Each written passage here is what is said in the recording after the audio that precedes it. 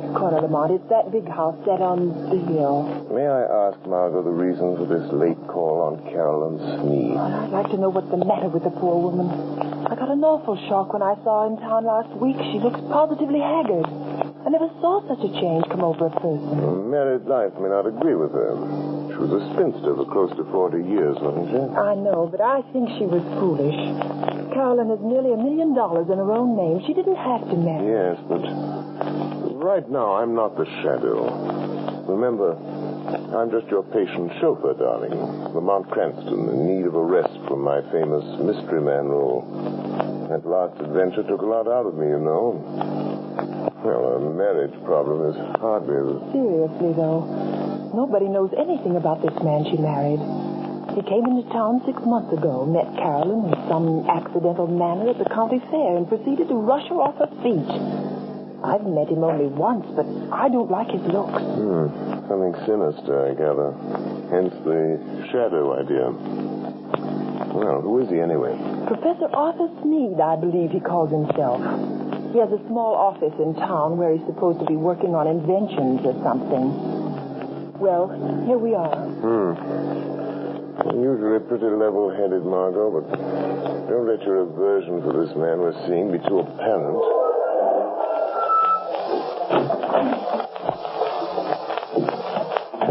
It's really a place, isn't it? I don't see any bell. I guess you're supposed to use the knocker.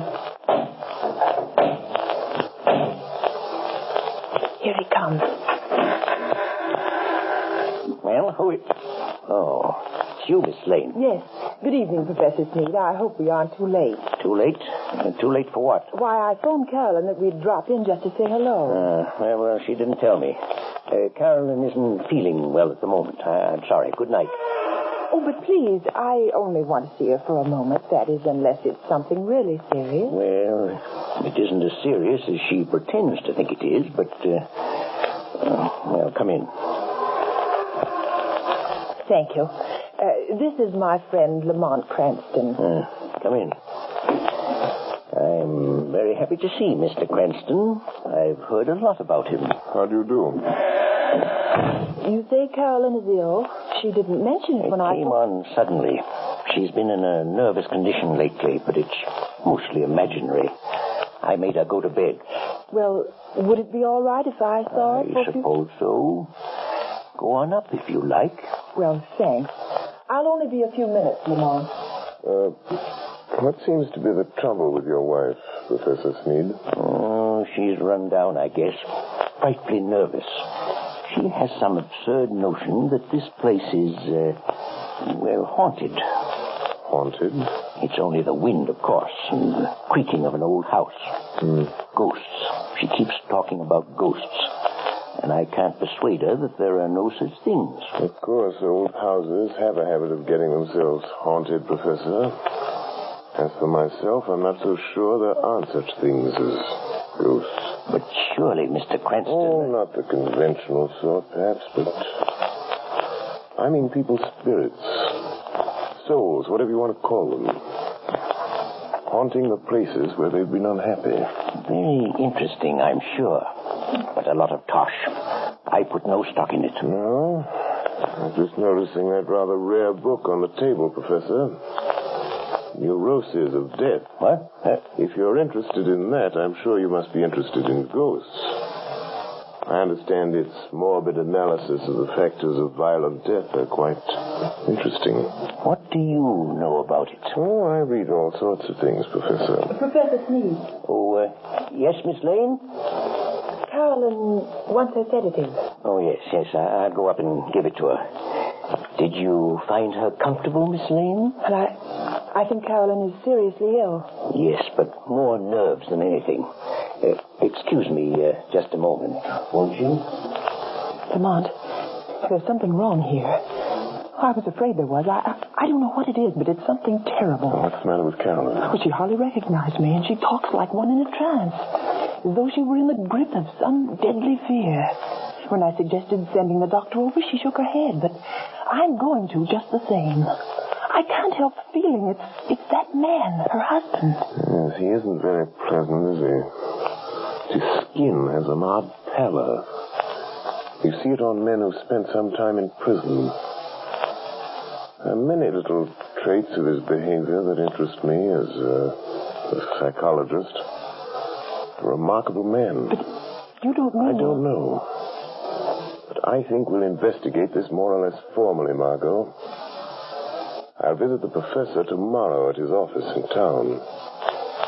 If there are ghosts involved here, perhaps the shadow can bring them to light.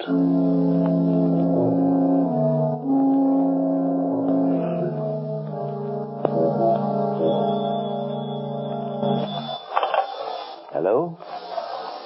Yes, Carolyn. Well, don't worry, my dear. I'll leave the office here at 5 and I'll be home before 6. Yes, I understand. Goodbye, dear. Well, who is it? Is that you, Miss White? Who's opening that door? Don't get up, Professor. I'll close it after me. What? I thought I might find you in. Who said that? Who are you? Your conscience speaking, Professor. Or have you a conscience? I'll show you what I've got. Don't excite yourself. I'm only a voice. A voice they call... Professor, have you ever heard of the shadow? The shadow? Yes. You seem to have heard of me. What do you want? I've come to warn you, Sneed. Warn me? Warn me about what? I know what you're doing. What? And I know how it's going to end. The end is death. Death? I have something here I'll toss in your lap. There. Do you hear it? Why, you... Get out of here, I tell you. See it? Look. It's half of a playing card. The ace of spades. When you find the other half, that will be the end. Get out and leave me alone. All right, Sneed, I'll go, but don't forget. The shadow knows.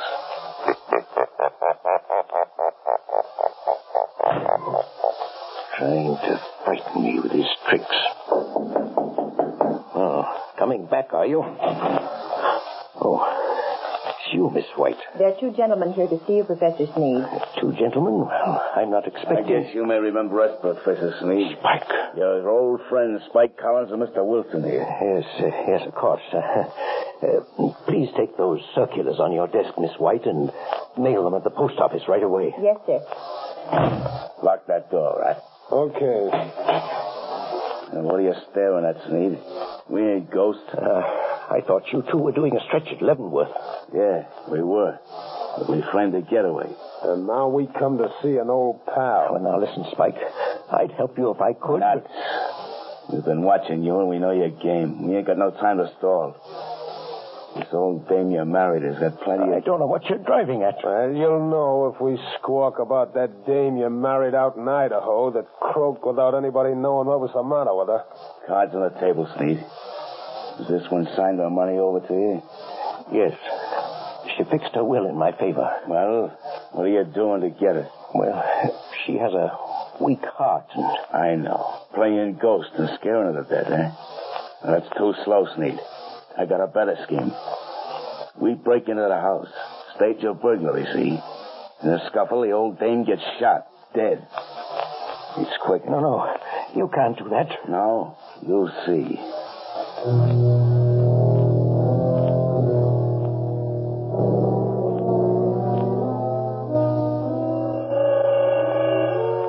Spike Collins. Spike Collins. Wake up. Spike Collins. What? Who's that? Just a voice, Collins. The voice of your own thoughts, coming to warn you. No one but you can hear me. Your friend's need is going to double-cross you tonight. Sneed is going to double-cross you. It's your move. Be there to prevent him. Be there in time. 6 o'clock. Be there.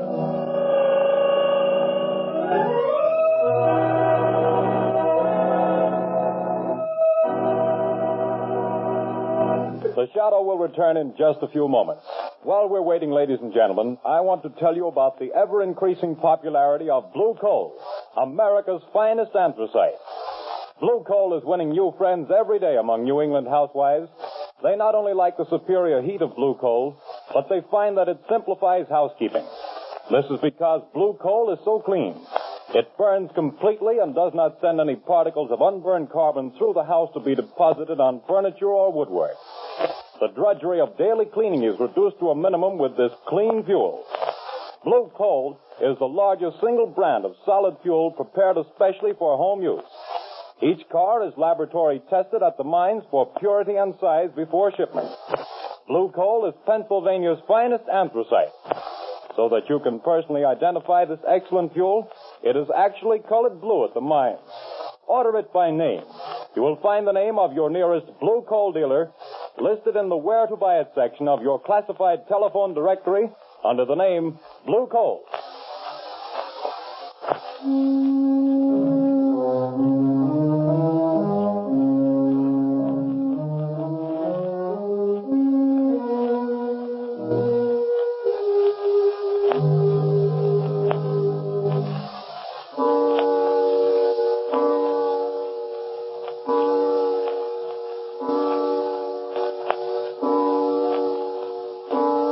Are you comfortable in that chair, Carolyn? Yes, thank you, Margaret, dear.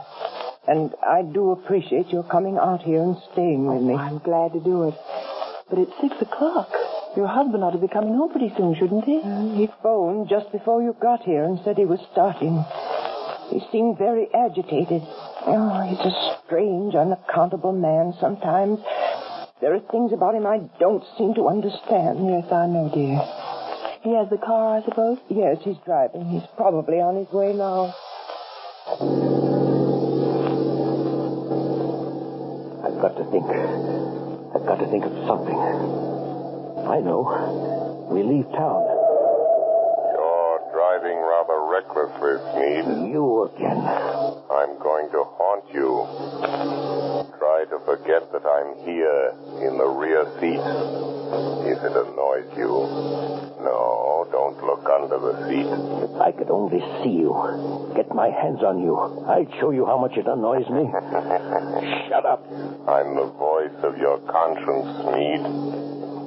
Perhaps you have a conscience. After all. I could choke that voice down your throat without any trouble to my conscience. If you only had the power of second sight, you could see me.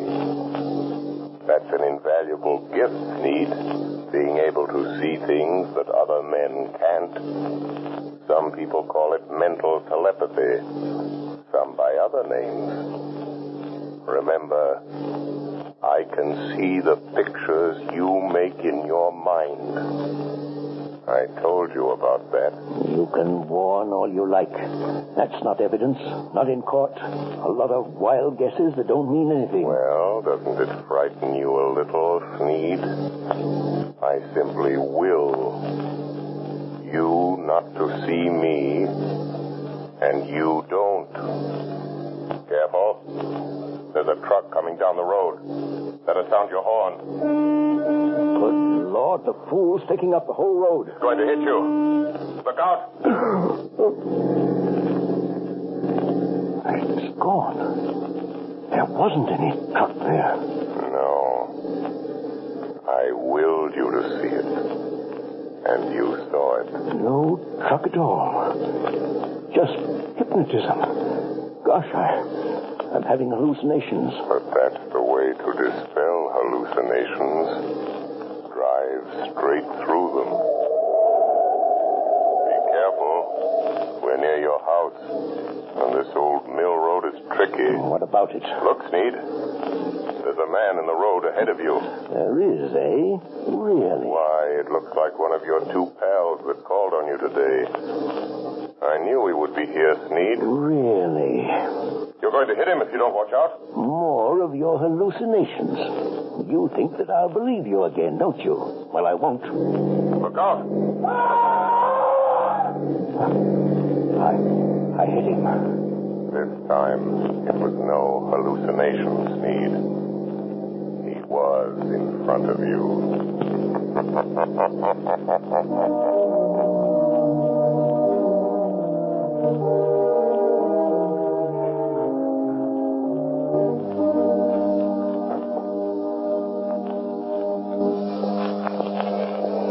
Morning papers! Morning papers! It's convict Spike Collins found dead last night on the old mill road. Spike Collins, wanted by the police, found dead. Here, son. I'll take one. Here you are, sir. What's it all about, Lamont? Found dead on Old Mill Road. But that's out for the Saints' place. Yes, I believe it is. Notorious criminal struck by automobile and killed. He was certainly struck by an automobile. I wonder if Sneed knew anything about it. He acted very strange when he got home last night. Strange? What way? Well, he was pale and shaky, and he hardly seemed to know I was there. He told Carolyn that he'd had a message from out of town, and they'd have to pack and leave. Oh, did he say when? Well, they thought they could get their trunks and things ready by this afternoon sometime. You're not going to let Carolyn go with him, Lamont? Not if I can help it. Let's see. A little after 9. I imagine Commissioner Weston is rather startled by the morning's news.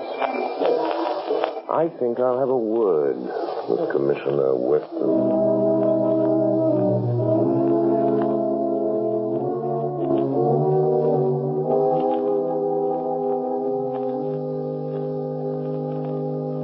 Commissioner Weston, they're sending Collins' body into the morgue.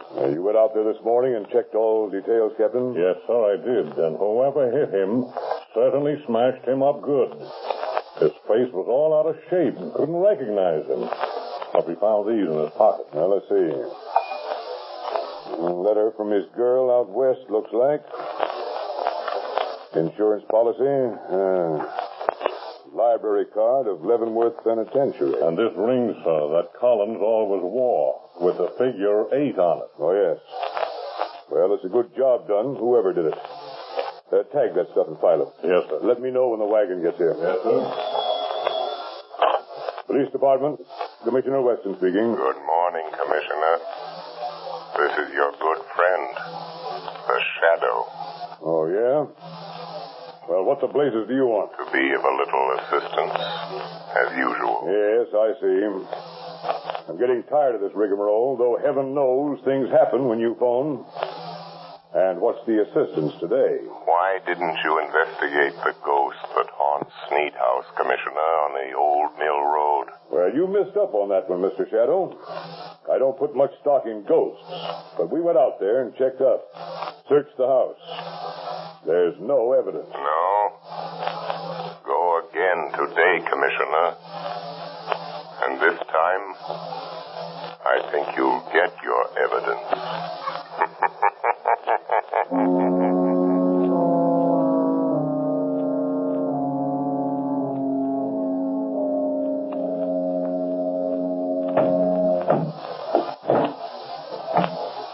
Is that the last trunk, Arthur? Yes. The expressman won't be here until 4. Another hour yet. Why don't you go up and lie down a while, Caroline, Yes, I will. I'll try to sleep a little now that it's daylight. You told the milkman we wanted to pay him. He's coming back before we leave. Good. Well, that must be him now at the back door. Get back. Get back. What's the matter, Sneed?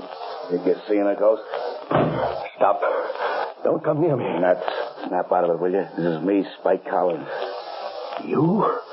Alive? It wasn't me you hit with your car last night on that back road. Well, I guess you wish it had been, huh?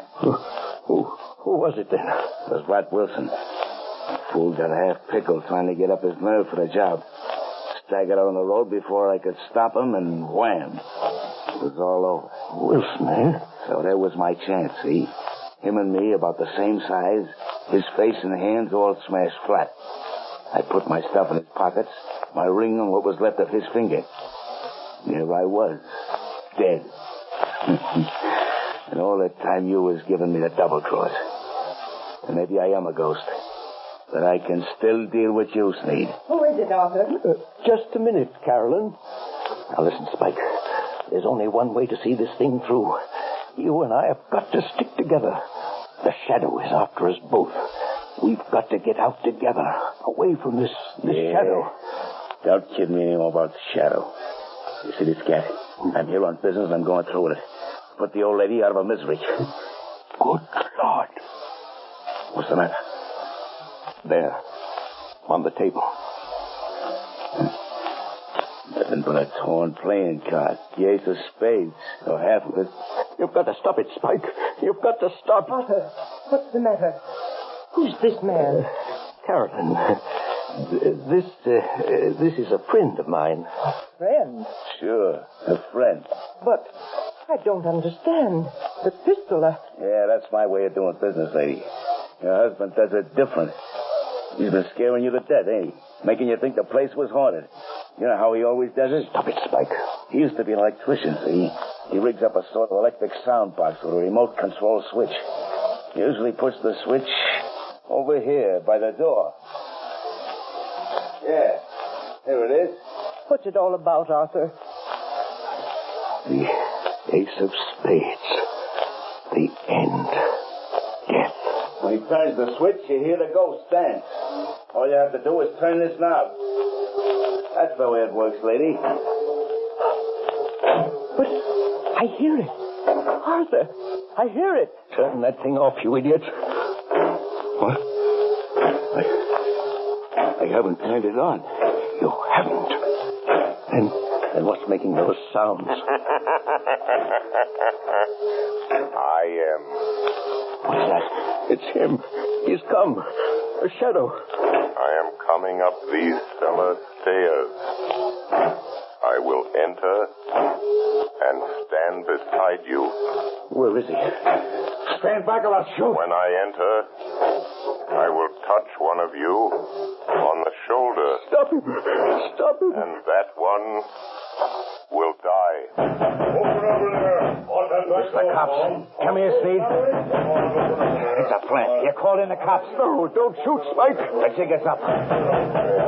You can have the bullet I was going to give your wife, you double-crossing skunk. Oh, you killed him. Come on, here we are. Go through that side room, boys. Okay. Stick him up. I got him. Now stand still around. Break your arm. Now, hand over that gat. All right. I'm through. You win. Spike Collins. Spike Collins? I thought he was... Piece of bull. I thought you... Say, what is this? Who was that guy that got killed over here last night?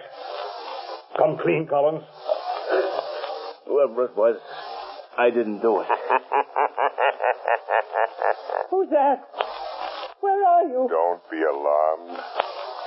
I am here behind you, in the shadow. Oh. So you're here, Shadow, eh? Maybe you know who got killed here last night. The man killed last night, Commissioner, is a ghost. Oh, yeah? There are now 2 ghosts in this little adventure. Mr. Collins will probably make the 3rd. You really should believe in ghosts now, Commissioner. And in shadows.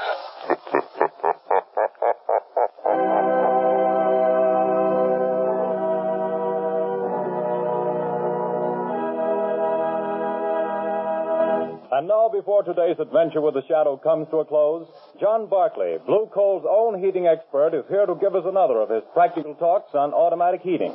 Ladies and gentlemen, Mr. Barclay. Good evening, friends. In former Sunday night talks of mine, I've shown you the importance of having the temperature of the home properly controlled with a Blue Coal automatic heat regulator. That is, in terms of health and convenience. Now, tonight I'm going to give a third important reason for automatic heating: economy. Most authorities will tell you that the proper degree of heat in the home is 70 degrees. Naturally, you can't by hand keep your fire from giving off more than 70 degrees of heat, but the Blue Coal automatic heat regulator can and does. But here's how that saves you actual fuel dollars. Heating engineers have discovered that for every degree you raise the temperature above the desired 70 degrees, your fuel goes up in cost 1.5%. So you see, friends, by automatically shutting off that heat, that extra wasteful, unhealthy heat regulator automatically saves on fuel costs. Why not investigate this Blue Coal heat regulator further? Ask your local Blue Coal dealer to give you a demonstration. The cost is only $18.95 plus a small charge for installation. You'll find it well worth every cent of that and more. Moreover, if you have any heating problems, discuss these also with your Blue Coal dealer. He is the best informed heating authority in your community, and assisted by his John Boxley trained serviceman, can, I'm sure, help you save money and have a more comfortable home this winter. This service is free. It costs you nothing. Thank you.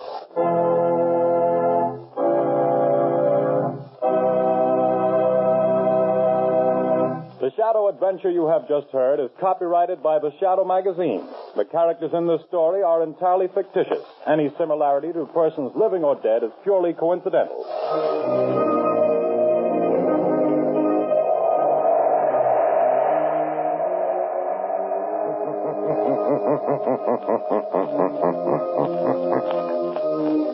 The weed of crime bears bitter fruit. Crime does not pay. The Shadow knows.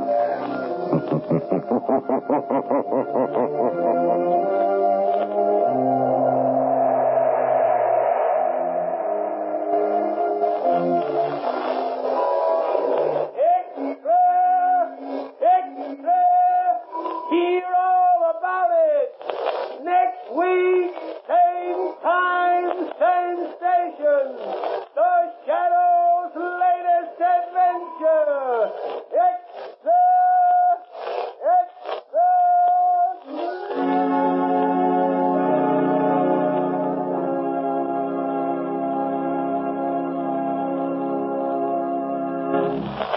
Your announcer, Arthur Whiteside. And I'm back. Personally, I find the Shadow describing how he hides in the shadows to everyone a bit like a villain telling the hero their plan. Personally, if I had the ability of the Shadow, the last thing I would do is explain what I'm doing to make it sound more rational. I'd want to keep that mystery, the feeling like you're being stalked by an invisible hero, a supernatural force. It's much more frightening than knowing that it's just a guy who hypnotizes well.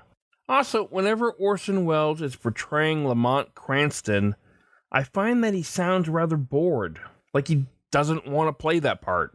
There really isn't any other emotion so far. However, when Bill Johnstone takes over the character, we will see a huge difference in how Lamont Cranston is portrayed. Well, that's going to do it for our program. You can find I Love Old Time Radio on iTunes, the Google Play Store, and on Stitcher. You can listen to us on your Alexa device through TuneIn. Please take the time to rate us and leave a comment as well. Like us on Facebook at I Love Old Time Radio. Follow us on Twitter at I Love OT Radio. Comments and questions can be directed to our website at iloveoldtimeradio.com. If you would like to help support the show, you can do so at iloveoldtimeradio.com/support. We are back tomorrow with Irma Peterson in My Friend Irma. And join us next Monday for another episode of The Shadow. For iloveoldtimeradio.com, this is Virtual Vinny.